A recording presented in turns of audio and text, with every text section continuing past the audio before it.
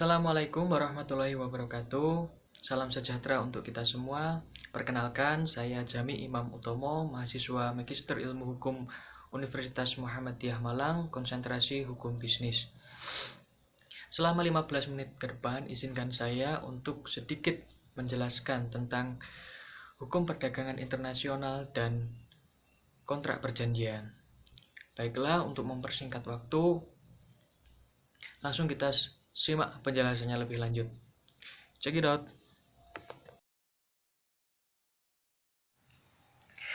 Baiklah, di sini saya akan menjelaskan tentang hukum perdagangan internasional. Ada beberapa poin yang akan saya paparkan ke depan terkait dengan hukum perdagangan internasional. Nah, yang pertama, tinjauan umum tentang hukum perdagangan internasional. Dalam tinjauan umum tentang hukum perdagangan internasional ini ada beberapa aspek yang perlu kita ketahui. Di sini saya mencantumkan 7 aspek yang harus kita ketahui tentang hukum perdagangan internasional itu. Yang pertama itu adalah pengertian hukum perdagangan internasional itu sendiri. Yang kedua, tujuan hukum perdagangan internasional. Yang ketiga, prinsip-prinsip dasar hukum perdagangan internasional. Dan yang keempat, pendekatan hukum perdagangan internasional. Nah, yang kelima, dampak perdagangan internasional terhadap perekonomian Indonesia. Yang keenam, hambatan perdagangan internasional. Dan yang ketujuh, kebijakan perdagangan internasional. Dan yang kedelapan adalah sumber dagang internasional. Masuk ke dalam pembahasan, sebelum kita masuk ke dalam pengertian hukum perdagangan internasional, alangkah baiknya kita mengerti dulu apa yang dimaksud dengan perdagangan internasional. Nah, perdagangan internasional itu adalah perdagangan yang dilakukan oleh penduduk suatu negara dengan penduduk negara lain atas dasar kesepakatan bersama. Penduduk yang dimaksud dapat berupa antara perseorangan, individu dengan individu, antar individu dengan pemerintah suatu negara, atau pemerintah suatu negara dengan pemerintah negara lain. Secara garis besarnya adalah perdagangan internasional itu proses tukar-menukar yang didasarkan atas kehendak sukarela dari masing-masing negara. Yang selanjutnya, pendapat beberapa ahli tentang hukum perdagangan internasional. Di sini saya memasukkan 4 pendapat.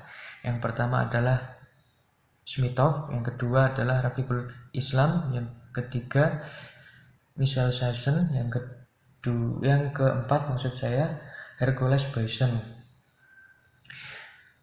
Di sini Smitov mendefinisikan bahwa hukum perdagangan internasional adalah sekumpulan aturan yang mengatur hubungan-hubungan komersial yang sifatnya perdata. Beliau mendasarkan hubungan-hubungan komersial yang sifatnya perdata antar negara itu disebut dengan perdagangan internasional. Nah, yang kedua, M. Rafiqul Islam.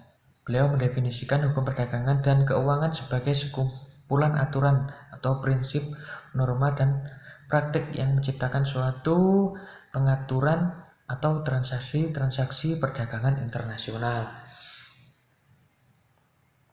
Yang ketiga adalah Michel Sasson. Michel Sasson di sini mendefinisikan bahwa hukum internasional dibedakan menjadi dua. Yang pertama publik dan yang kedua adalah privat. Nah, hukum internasional publik sendiri itu adalah hukum yang mengatur perilaku dagang antar negara. Sementara hukum internasional privat itu adalah hukum yang mengatur perilaku dagang secara orang per orang di negara-negara yang berbeda. Yang keempat adalah Hercules Bison. Beliau mendefinisikan bahwa perdagangan internasional itu adalah perdagangan yang dilakukan penduduk suatu negara dengan penduduk negara lain atas dasar kesepakatan bersama. Selanjutnya, tujuan hukum perdagangan internasional. Nah, tentunya dalam perdagangan nasional itu ada yang ingin dicapai atau apa sih tujuannya? Nah, di sini ada 5 yang saya cantumkan. Yang pertama adalah perlindungan kegiatan berdagang yang menjadi satu-satunya cara membangun ekonomi suatu negara. Nah, yang kedua, menciptakan perdagangan internasional yang stabil. Dan yang ketiga, menghindari kebijakan dan praktik perdagangan nasional yang merugikan negara lain. Dan yang keempat, meningkatkan volume perdagangan dunia. Yang kelima, menciptakan perdagangan yang menguntungkan bagi pembangunan ekonomi setiap negara. Nah, menurut saya sangat jelas sekali ya tujuan dari perdagangan internasional itu sendiri, untuk menciptakan perdagangan internasional yang baik dan dapat membangun ekonomi suatu negara yang dicita-citakan. Nah, masuk ke dalam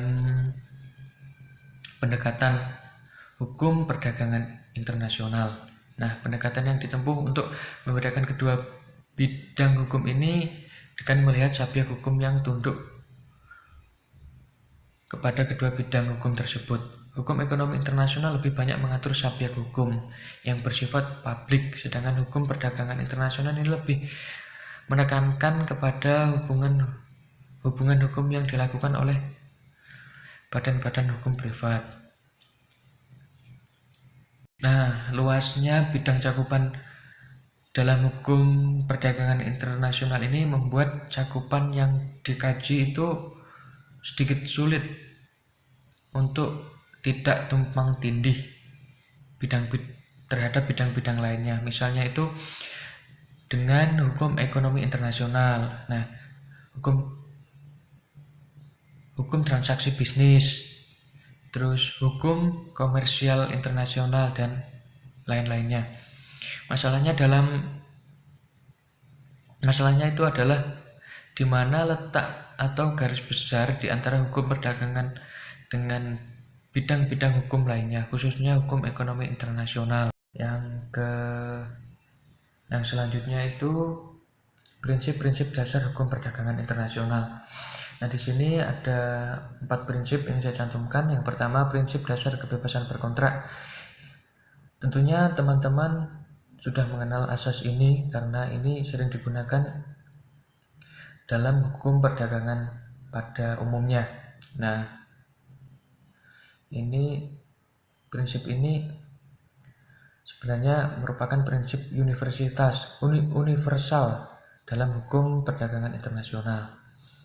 Yang kedua adalah prinsip pacta sunt servanda, adalah prinsip yang mensyaratkan bahwa kesepakatan atau kontrak yang telah ditandatangani harus dilaksanakan dengan sebaik-baiknya dengan etikat baik.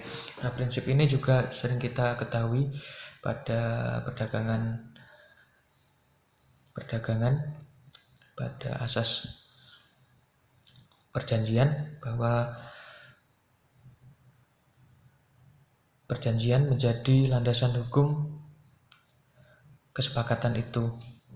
Yang ketiga adalah prinsip dasar penyelesaian sengketa melalui arbitrase. Arbitrase sendiri dalam perdagangan internasional adalah merupakan forum penyelesaian sengketa yang umum digunakan. Nah, yang keempat, prinsip dasar kebebasan komunikasi. Ini adalah kebebasan para pihak untuk berkomunikasi untuk keperluan dagang dengan siapapun juga, dengan melalui berbagai sarana navigasi atau komunikasi baik darat, laut, udara, dan melalui media elektronik. Yang selanjutnya adalah dampak perdagangan internasional terhadap perekonomian Indonesia. Ketika kita menelaah dampak, berarti ada sudut positif dan negatif. Nah, tentunya di Indonesia sendiri, di sini ada beberapa dampak positif dan negatif yang saya sampaikan. Yang pertama, dampak positifnya ekspor. Dampak positifnya ekspor itu yang pertama memperluas lapangan kerja, meningkatkan cadangan devisa, dan yang ketiga memperluas pasar karena dapat memasarkan hasil produk ke Indonesia. Sangat jelas sekali ya. Yang selanjutnya dampak negatifnya ekspor. Nah, ini dampaknya yang pertama menimbulkan kelangkaan barang di dalam negara. Yang kedua menyebabkan eksploitasi besar-besaran sumber daya alam. Nah, ini seringkali terjadi di Indonesia. Yang keempat adalah dampak positif impor. Nah, positifnya di sini yang pertama meningkatkan kesejahteraan konsumen karena masyarakat Indonesia dapat menggunakan barang-barang yang tidak terdapat di dalam negeri. Ini dampak positifnya. Yang kedua meningkatkan industri dalam negeri. Yang dampak negatifnya dari impor itu sendiri, yang pertama menciptakan persaingan bagi industri dalam negeri, menciptakan pengangguran. Artinya kita telah kehilangan kesempatan untuk membuka lapangan kerja. Yang kedua adalah konsumerisme, artinya konsumen berlebih terutama untuk barang-barang mewah. Nah, inilah dampak negatifnya, karena logikanya kita kemasukan barang, nah itu mengakibatkan banyak peluang yang dilewatkan oleh masyarakat lokal atau masyarakat negara sendiri. Artinya, dan itu akan berpengaruh terhadap kehilangannya kesempatan untuk membuka lapangan kerja. Selanjutnya, hambatan perdagangan internasional. Nah, di sini ada beberapa poin. Yang pertama adalah perbedaan mata uang, kebijakan impor suatu negara proteksi. Yang ketiga, kuota impor. 4, perang dan resesi. Yang kelima, adanya tarif yang dibebankan pada atas melintas daerah pabean. Yang keenam, produsen ekspor masih berbelit-belit sehingga melakukan waktu lama. Ya, sangat jelas sekali ya hambatannya. Masuk ke dalam sumber hukum perdagangan internasional. Ini ada beberapa sumber hukum. Yang pertama, perjanjian nasional. Perjanjian nasional atau multilateral adalah kesepakatan tertulis yang mengikat lebih dari dua pihak dan tunduk pada aturan hukum internasional. Yang kedua adalah hukum kebiasaan internasional. Hukum kebiasaan internasional ini dalam studi hukum perdagangan internasional, sumber hukum ini disebut juga sebagai lex marchotoria atau hukum perdagangan atau hukum para pedagang. Yang ketiga, prinsip-prinsip hukum.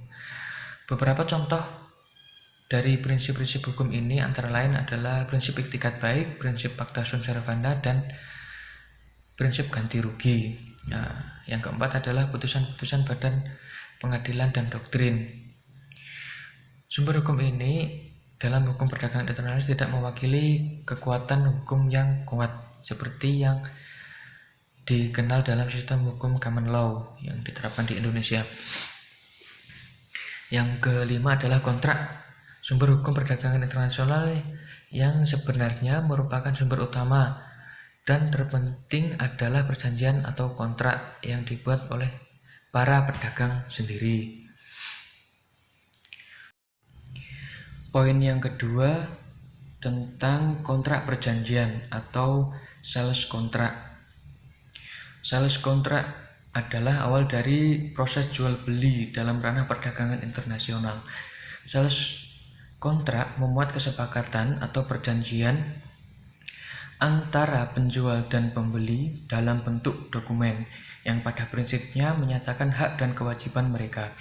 Sales contract merupakan kesepakatan antara penjual dan pembeli mengenai hak dan kewajiban eksportir dan importir. Sales contract adalah awal dari transaksi ekspor impor dengan LC. Namun bank tidak terkait atau berhubungan dengan sales contract, di mana dalam transaksi LC berlaku prinsip pemisahan kontrak atau disebut juga prinsip independensi LC.